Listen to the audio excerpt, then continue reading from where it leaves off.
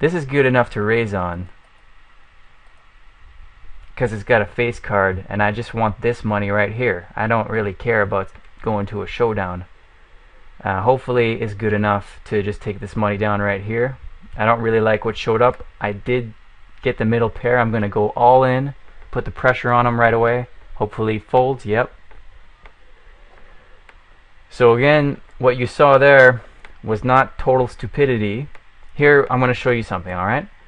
Now, most people would play this hand. I'm going to fold it because those trays are going to get run down.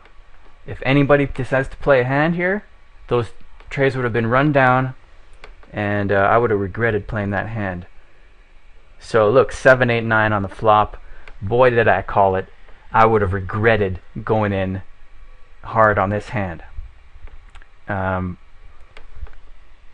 lot of action, a lot of fast-paced. Last couple hands.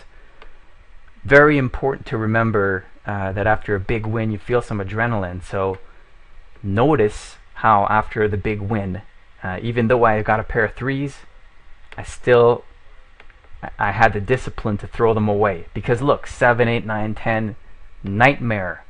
That's a nightmare if you've got a pair of trays. We're going to continue the game. We're going to press on. We're going to hopefully rake in a few more blinds. 2 calls means I'm not going to push it. I'm not going to try to steal this pot. Hitting bottom pair on the flop, I am going to bet, but I'm going to bet minimum. We're going to feel them out. We're going to see if they're willing to put any more money into this pot.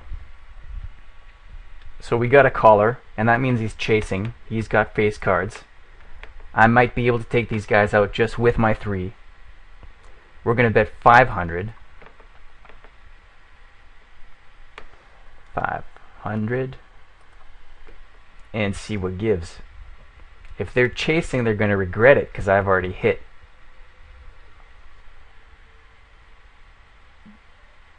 This guy's matched me. Now what's he going to do? Check to me. I check. And he takes it down with a 10. So, alright, he was playing it pretty passively for a top pair, but I didn't get myself into too much trouble. I actually thought I played it pretty well. I kept him in control.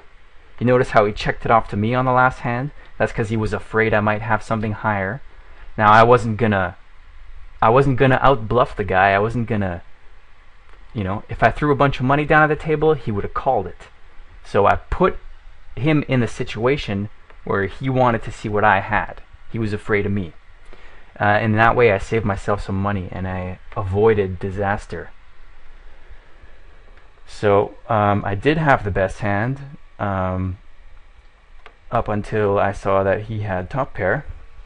But he really didn't represent top pair, so it's kind of I acted first. There's a whole different gamut of ways to analyze the hand. That's the way I chose to play it. Could have just as easily happened that the guy would have not had a 10, and I would have taken him out. If he was chasing with an ace high, I would have taken him out. And I love doing that because it happens more often than you would think. So, just keep in mind, I did call it. The guy to my left, he was chasing, and the guy to my right, I wasn't so lucky. He had top pair on me. So, moving on, we are 2 players away from the money. We're going to put a raise in here. Keep the pressure on these guys. I've got a face card, good enough to raise at these blinds. Good enough to try to take down a couple $100. And as you see, that takes care of the blinds for a couple more rounds. Didn't have much to go on, but face card, good enough to raise once you get into these rounds. I should have probably varied my bet there, but it was good enough to take it down. So if you've noticed my stealing pattern so far, it's nothing complicated.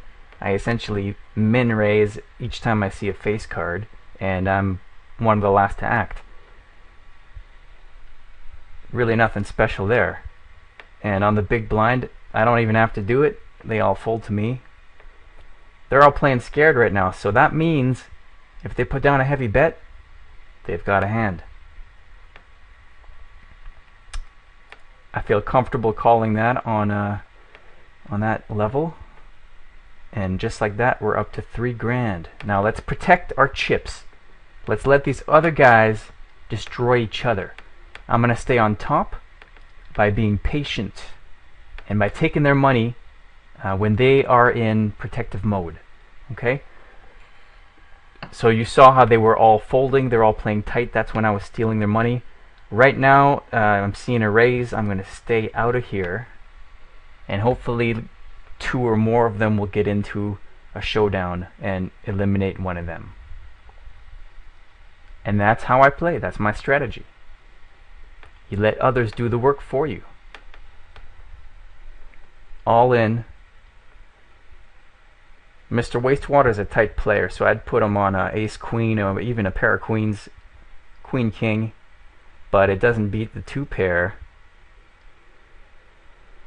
And looks like Mr. Wastewater, he made the right call. There's no way to know if the guy had 2 pair, but he was unlucky there. Mr. Wastewater is still in the game. If he plays his cards right, he could make it back. After that kind of action, I'm just going to stay out. I'm not going to try to pull anything. No face cards here. Nothing to work with. But a lot of time, because money is time. You've heard the saying that time is money? Well, money is time in SNG poker.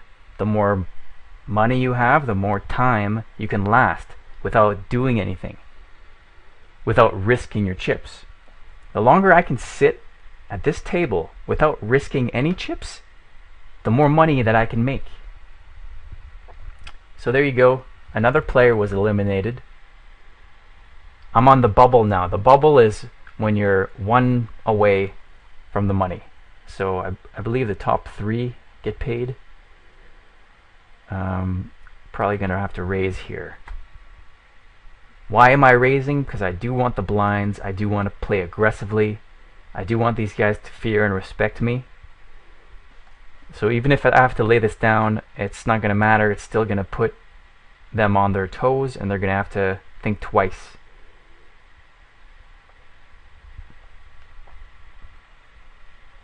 Okay, I hit a 3, which is not good. As you remember, this is what happened last time. I hit bottom pair with this guy, and he had a higher pair, so I'm not going to make that mistake. I'm just going to fold, get out of there.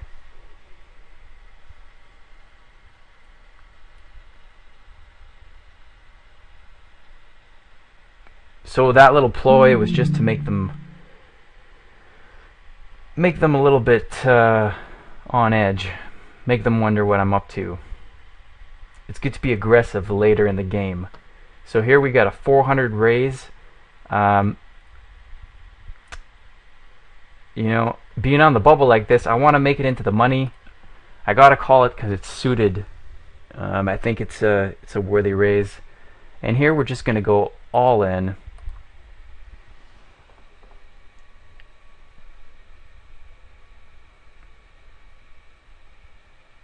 Hopefully not a mistake.